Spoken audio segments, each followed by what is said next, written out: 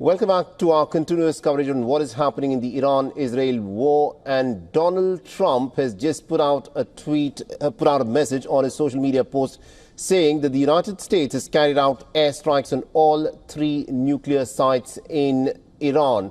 We'll get Donald Trump's social media post in just a bit, but this is what the American president is now announcing to the world, that the United States has carried out a very successful attack on the nuclear sites in Iran, which includes the facilities of Fordo, Natanz and Isfahan. Remember, this was something that was being speculated upon even until a few minutes back. Donald Trump had just said only time will tell in his previous social media post just some moments back.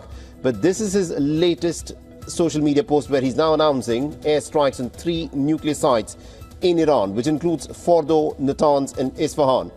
The American president further said that all planes are now outside the Iranian airspace. This is his precise social media post on Truth Social, and I quote him here: "We have completed our very successful attack on the 3 nuclear sites in Iran, including Fordo, Natanz and Isfahan. All planes are now outside of Iran's airspace. A full payload of bombs was dropped on the primary site Fordo, and all planes are safely on their way home. Congratulations to our great American warriors. There is not another military in the world that could have done this. Now is the time for peace. Thank you for your attention to this matter." So there are several important things that stand out here. He has said that the attack was successful. It has been completed where 3 nuclear stations, nuclear facilities of Iran at Fordo, Natanz and Isfahan have been bombed by the Americans. He also went on to reiterate a full payload of bombs was dropped on the primary sites Fordo. All planes are now safely on their way home. Congratulations to our American warrior. There's not another military in the world that could have done this. And here is the critical part. Now is the time for peace, says Donald Trump, all in caps. So is it now time for peace, or is this just the beginning of America's involvement in what could potentially be a long drawn-out war on Iran along with the Israelis? And our correspondent Susan Tehrani, of course, is joining us with more updates on this. Susan, what's the latest on the story? Well, Mohammed, as you noted, social media sites and news websites are blowing up with this post by President Donald Trump. The attack, it came on the 9th of that war between Israel and Iran, and there's no doubt that it could provoke retaliation from Tehran against U.S. troops and military installations across the region. We know that the U.S. military now conducted airstrikes on those nuclear facilities in Fordo, Natanz, and Isfahan. Remember, Natanz also had an underground section that the Israelis had a very hard time getting to.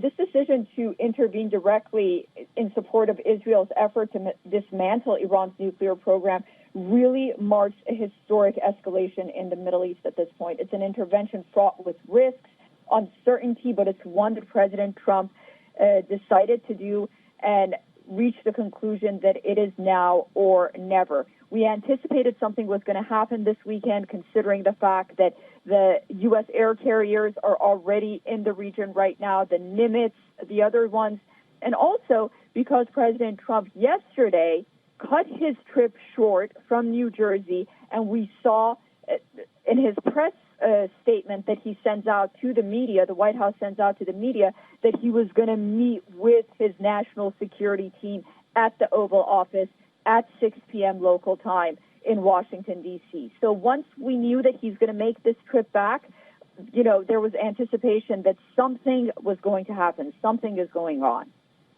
Indeed, something was going on, because this is what Donald Trump had put out in his social media post a little while back, where when he was asked what will happen, he had said that only time will tell. And then half an hour, 1 hour later, he'd of course put out this social media post of his confirming that the attack was a very successful one, which targeted 3 of the Iranian nuclear facilities of Fordo, Natanz and Isfahan. All planes are now outside the Iranian airspace. A full payload of bombs was dropped on the primary site Fordo, and all planes are now safely on their way home. Congratulations to our great American warriors. There's not another military in the world that could have done this. and now is the time for peace, says the American president. Susan, there was a lot of speculation that was rife. There were these B-2 bombers that had taken off from the Missouri Air Base and were headed to Guam. A lot of people were saying that probably these could have been deployed for carrying out an attack, but that clearly looks like a decoy because no one publicizes the manner in which these military assets are moved, expecting that they would be involved in the attack. At this moment, has any information come out yet as to how this attack was effected? We're going to get more information. Right now, this is the initial news that we got from President Trump. Of course, he wanted to keep U.S. troops safe. He, as you mentioned, is really the master at not revealing his cards. Although we reported on WION, it was anticipated that that 2-week window that he gave just seemed too far-fetched, considering the situation Iran and Israel were in right now and the urgency that Israel and the United States were displaying about Iran's nuclear capabilities. And so, we'll figure out soon enough, and we'll know soon enough what military equipment and bombers and aircraft were used. But I think it's very important to note that the United States was able to go over Iranian airspace the way that it did, the manner that it did, possibly because the Iranians just simply don't control their airspace right now. It's under the control of Israel. And I think that's what made it, so undetectable and so possible so fast. Right. Now, we need to, of course, see as to how the Iranians, of course, respond to this. They could respond in a number of different ways, saying that although the Americans claim that they've struck the sites, maybe they may not have suffered the damage to the extent that the Americans are claiming. Or the Iranians could, of course, respond militarily, because they've said that attacking their nuclear facilities is a clear red line, and any nation that aids the Israelis in the war they started with Operation Rising Lion will also become a legitimate target. So this is the United States of America jumping into this war in a very formal manner. The American president says that the airstrikes have been successful. 3 nuclear sites have been targeted, but there's something interesting that he's saying. Now is the time for peace. How are we to interpret this, Susan? Is this the American president now saying that, listen, we've carried out the attacks that we wanted to, and we don't want to fight anymore? What are we to make of this? Perhaps, but I do want to say we're just getting word right now, Mohammed, and I think we'll get a better understanding of what he means and what direction the United States is going to move towards moving forward. He's expected to address the nation at 9 p.m. That's in about 50 minutes' time. In about 60 minutes' time, we'll, of course, hear from the American president. We need to wait and watch and listen to what the American president now has to say, because we still do not know. This is a very precarious moment. This is a moment where everything stands on a knife's edge. It's difficult to predict as to how things will unfold from here.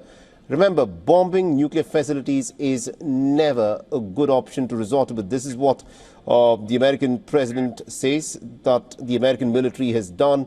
And now we need to wait for the Iranian response. We also need to wait for the Israeli reaction. I'm pretty sure Benjamin Netanyahu, who had been exhorting Donald Trump to get involved, will have something to say on these. These are developments that are happening pretty thick and fast, and we need to wait and watch as to how things unfold from here.